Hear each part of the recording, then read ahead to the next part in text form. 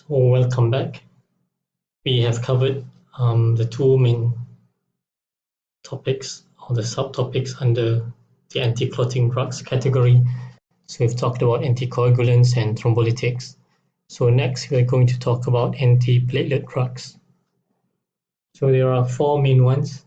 We have aspirin, and then we have the glycoprotein 2B3A inhibitors, such as abciximab, tirofiban, eptifibatide. And then we have the ADP inhibitors, especially clopidogrel. And then we have the antiplatelet drugs. We have the PDE or adenosine uptake inhibitors. Okay, PDE adenosine uptake inhibitors, such as dipyridamole and cilostazol.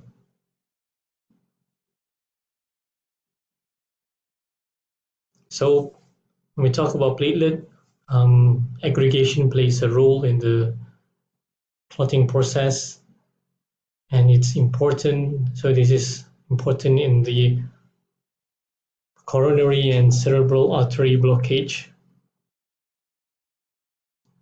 So when you have blockage of the coronary and cerebral artery, so platelet plays an important role here. And aggregation is triggered by a variety of endogenous mediators, including thromboxane, adenosine diphosphate, thrombin, and fibrin. So these all will trigger aggregation of platelets. So whether it's thromboxane, ADP, thrombin, fibrin, so these will all cause and lead to the aggregation or the collection of platelets. And these can be inhibited by substances. This process of aggregation can be inhibited by substances that increase intracellular CAMP, cyclical adenosine monophosphate.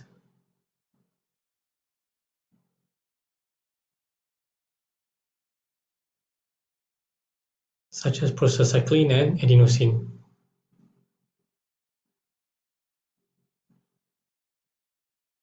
So this picture is taken from CatZone.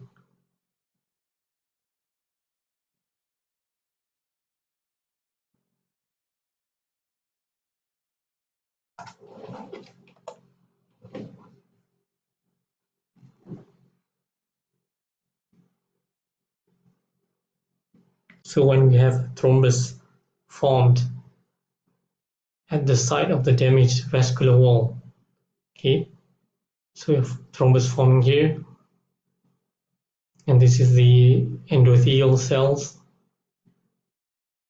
and we have the other stuff like platelets and the other clotting factors around.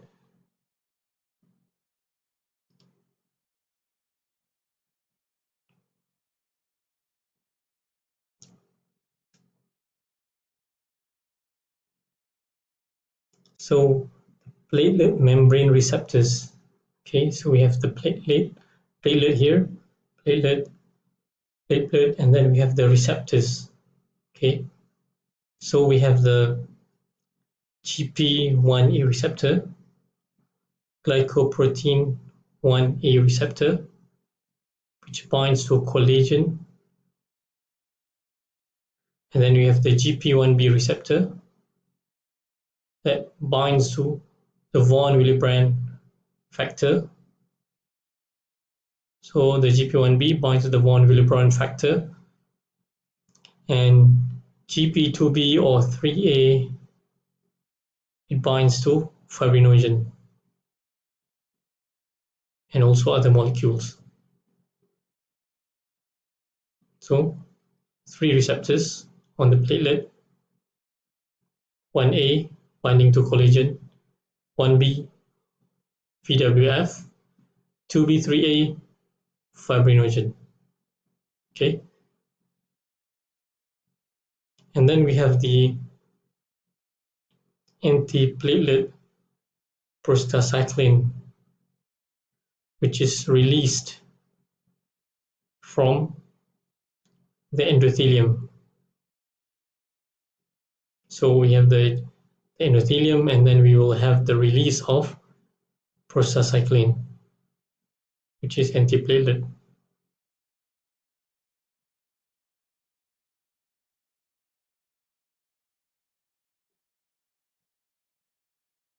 And then when the degranulating platelet will release aggregating substances such as ADP, adenosine diphosphate, and thromboxane A2, besides serotonin 2. Okay, serotonin also you have being released from platelets that are degranulating. So when you have degranulating platelets, adenosine phosphate and thromboxane A2. So adenosine diphosphate and thromboxane A2, and also serotonin will be released. And these are the adenosine phosphate, adenosine diphosphate, thromboxane A2, and serotonin. They are all chemicals that promote aggregation. It promotes the formation of clots. Okay, it promotes things being together, binding to each other, aggregation. So these are the main sites where the drugs act. Okay, so for example, from this picture, we can know that. Okay, let's go to the first part first. First ones first. Aspirin, okay, acts on the cyclooxygenase, okay, COX, and we know that this is conversion of arachidonic acid to thromboxane A2. So aspirin inhibits this. So it does not allow the formation of thromboxane A2, and if it's not, you don't have a lot of thromboxane A2, then it's not released via degranulation, and if it's not released, so it's not promoting aggregation, so it's promoting instead bleeding. Okay, instead of promoting aggregation, it promotes bleeding indirectly by inhibiting the cyclooxygenase pathway, the cyclooxygenase enzyme. So we have aspirin here, and then we have the GP2B3A, the drugs that act on the GP2B3A, such as abciximab, eptifibatide, and tirofiban.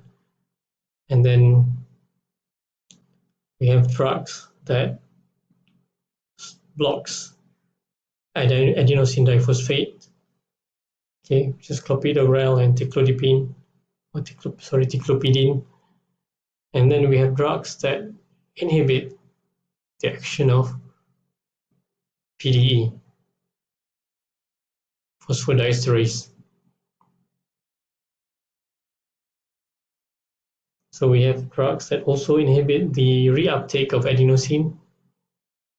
So we have dipridamole, cilostazol. So it blocks the action of phosphodiesterase and also reuptake of adenosine.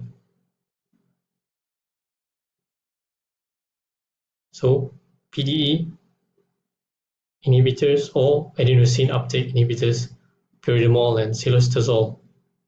And then we have the ADP inhibitors. So the ADP inhibitors, clopidogrel and ticlopidine.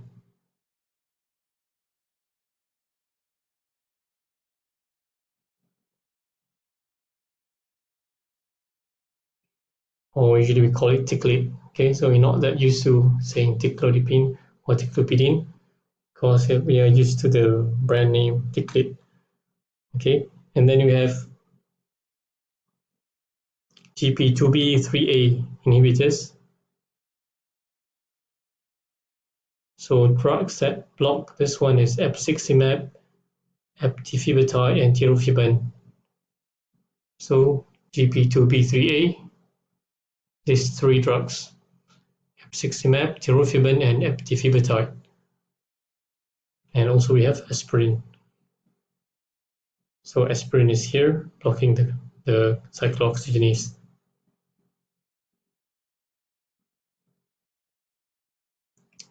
This is the same diagram as this one, but it's just the colors has been changed because this is a newer version of Katsung, whereas this one is an older one.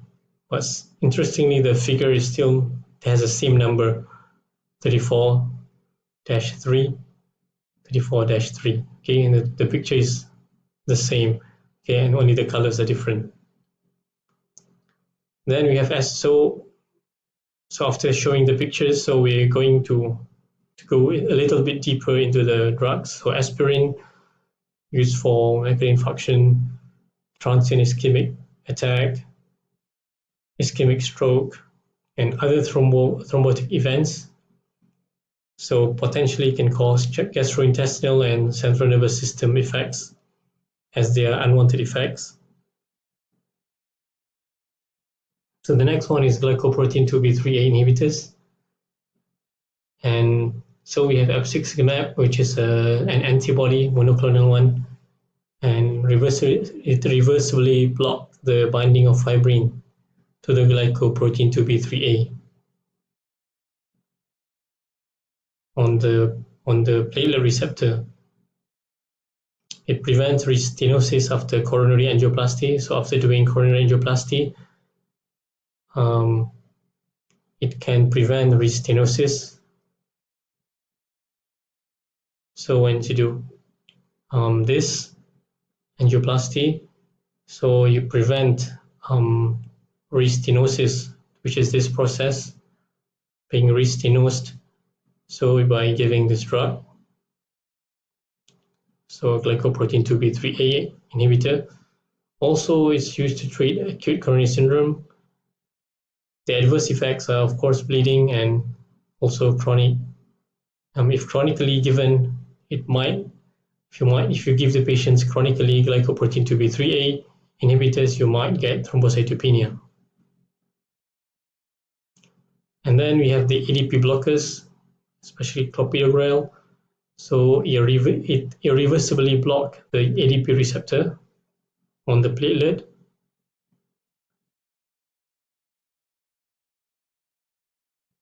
So blocks the ADP receptor here. So that's ADP going there, trying to stimulate this, but it's being blocked by clopidogrel.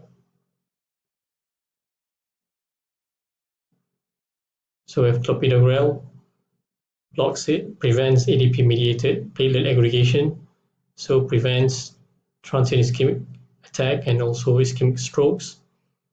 Prevents, again, thrombosis in patients who recently had a coronary artery stent, so this is similar to the glycoprotein 2B3A inhibitors. Ticlodipine, rarely used as it causes bleeding, causes neutropenia, so your white cell count goes down, and then you have the thrombocytopenic purpura. So clopidogrel is less hemotoxic, so it's better preferred compared to ticlodipine. So then we have the PDE ADP uptake blockers. So it blocks phosphodiesterase and it also blocks the uptake of adenosine diphosphate. So it prolongs the platelet inhibiting action of intracellular CAMP and then increase the plasma concentration of adenosine, so increasing platelet CAMP and inhibit aggregation. So it's used to treat intermittent claudication in peripheral arterial disease. Okay, adverse effects include headaches and palpitation.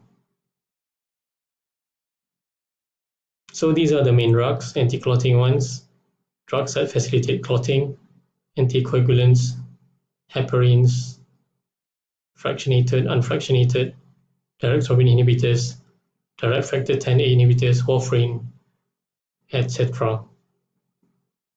Okay, that's all for now.